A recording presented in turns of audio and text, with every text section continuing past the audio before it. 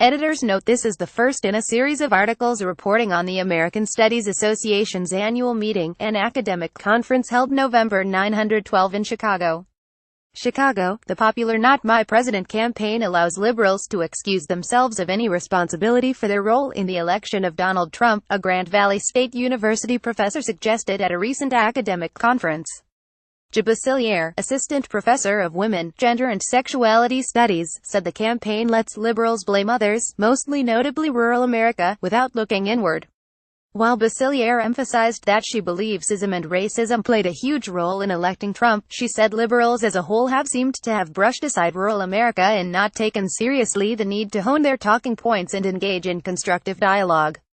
To make a world where Trump is really not our president, we need to train our students to make nuanced arguments, teach them to communicate productively and civilly with people who hold competing ideologies, and encourage them to work toward a world where racism, ism and xenophobia do not hold enough power to manipulate a presidential election, Basiliere said. Speaking as part of a panel titled WTF Rural America Geography. Culpability. Basiliere pushed back against the political narrative that poor, conservative, uneducated rural voters alone are responsible for Trump's rise to power. The issue here is the ease in which Not My President allows scared liberals to disavow any cultural responsibility for the conditions that made Trump's platform so appealing, Basiliere said at the American Studies Association's annual conference, recently held in Chicago and themed around pedagogies of dissent. The scholar said the Not My President campaign has garnered acclaim because it is an escape into a fantasy world where Donald Trump is really not our president. I don't like it, Basiliere said. I can work to resist it every day, but Donald Trump is absolutely my president. As a white liberal, excessively educated voter, to say anything but is to disavow my role in creating a world in which a platform based on exclusion had such broad appeal, added the professor, speaking in a venue coincidentally located near Chicago's Trump Tower. Basiliere's comments about the anti-Trump campaign came during a presentation that provided a broad look at how commentators have analyzed rural voters during and after last year's presidential election and framed the rural-urban divide. Basiliere argued media coverage has often summed up Trump's electoral success as a contrast between his conservative, uneducated rural base and his liberal, urban, educated critics, drawing attention to headlines like "Why Rural America Voted for Trump" and a media graphic that broke down how counties with either a Cracker Barrel or Whole Foods voted in the 2016 presidential election. But Basiliere asserted the rural vote alone cannot determine the outcome of a presidential election.